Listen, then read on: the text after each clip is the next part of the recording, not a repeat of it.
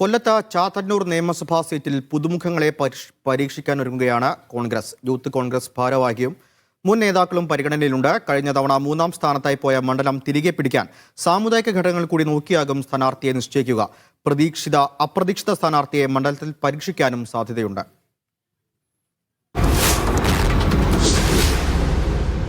Lijo Rollins ചേരുന്നുണ്ട്. ലിജോ, കഴിഞ്ഞ തദ്ദേശ തെരഞ്ഞെടുപ്പിൽ LDF-ന് ഉള്ള മേൽക്കൈ നഷ്ടപ്പെട്ടിരുന്നു കൊല്ലം ജില്ലയിൽ. അങ്ങനെയെങ്കിൽ ആ ഒരു അവസരം മുതലെടുക്കുക എന്നൊരു ലക്ഷ്യം കൂടിയില്ലേ? അതുതന്നെയാണ് കൊല്ലം ജില്ലയിൽ UDF ഇപ്പോൾ ആലോചിക്കുന്നത്. 11 സീറ്റുകളിൽ 6 എണ്ണമെങ്കിലും നേടുക എന്നുള്ളതാണ്. 2 എണ്ണത്തിന് നിലവിലുള്ള 2-ന് പുറമെ 4 സീറ്റുകൾ കൂടെ എങ്ങനെയും നേടുക എന്നുള്ള ലക്ഷ്യവുമായാണ് പ്രവർത്തനങ്ങൾ നടക്കുന്നത്.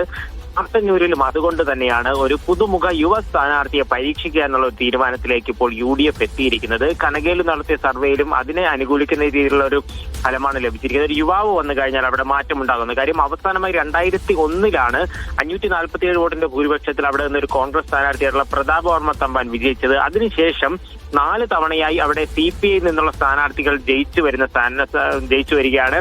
കഴിഞ്ഞ 3 തവണയായി GS ജയലാലാണ്. അപ്പോൾ ഇത്തവണ പരിഗണനയിലുള്ളത് 4 പേരുകളാണ്. പ്രധാനമായും ഉള്ളതെന്ന് പറയുന്നത് നിലവിലെ മയ്യനാട് പഞ്ചായത്ത് അംഗവും DCC ജനറൽ സെക്രട്ടറിയുമായിട്ടുള്ള RS അബിനാണ്.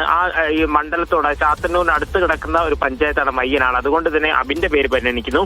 മറ്റൊരാളെന്ന് പറയുന്നത് കൊല്ലം ജില്ലാ പഞ്ചായത്ത് അംഗവും DCC വൈസ് പ്രസിഡന്റുമായിട്ടുള്ള R അരുൺ രാജാണ്. KC യൂത്ത് കോൺഗ്രസിന്റെ പ്രവർത്തനത്തിലൂടെയൊക്കെ ജില്ലയെ നേതൃത്വം നൽകിയ ഒരു വ്യക്തി എന്നുള്ള നിലയിലും സുപരിചിതനാണ് എന്നുള്ളതാണ് ഒരു പ്രത്യേകത. മൂന്നാമത്തെ ഒരു പേരെന്ന് പറയുന്നത് യൂത്ത് കോൺഗ്രസിന്റെ സംസ്ഥാന വൈസ് പ്രസിഡന്റ് ആയിട്ടുള്ള വിഷ്ണു സുനിൽ പന്തളമാണ്. യൂത്ത് കോൺഗ്രസ് കൊല്ലം ജില്ലയിൽ ഒരു സ്ഥാനാർത്ഥിത്വം ആവശ്യപ്പെട്ട് നൽകിയിട്ടുള്ള പേരുകളിൽ ഒന്നെന്ന് പറയുന്നത് വിഷ്ണുവിന്റെയാണ്. അതുകൊണ്ട് തന്നെ അത് പരിഗണിക്കണം എന്നുള്ളൊരു ആവശ്യമുണ്ട്. ഇതൊന്നുമല്ല എന്നുണ്ടെങ്കിൽ ഈഴവ വോട്ടുകൾ ഏറ്റവും കൂടുതലുള്ള ജില്ലയിലെ ഒരു നിയോജക മണ്ഡലമാണ്. അതുകൊണ്ട് തന്നെ ആ SNDP നേതാവായിട്ടുള്ള നെടുങ്ങോലം രഘുവിനെ പരിഗണിക്കണം എന്നൊരു ആവശ്യമുണ്ട്. കാര്യം കഴിഞ്ഞ തവണ പീതാംബരക്കുറുപ്പിന് വേണ്ടി മാറിക്കൊടുത്തതാണ്. അത്തരത്തിലൊരു പരിഗണന നെടുങ്ങോലം രഘുവിന് നൽകണം എന്നുള്ളൊരു ആവശ്യമുണ്ട്. എന്തായാലും ഇത്തരത്തിലുള്ള സാമുദായിക സമവാക്യങ്ങളെ പരിഗണിച്ചിട്ടായിരിക്കും ഒരു സ്ഥാനാർത്ഥിയെ വെക്കുക. ഇവരാരുമല്ലാതെ ഏതെങ്കിലും ഒരു മുതിർന്ന നേതാവ് വന്ന് മത്സരിക്കാനുള്ള ഒരു സാധ്യതയും ഇപ്പോൾ കാണുന്നുണ്ട്. സത്യം.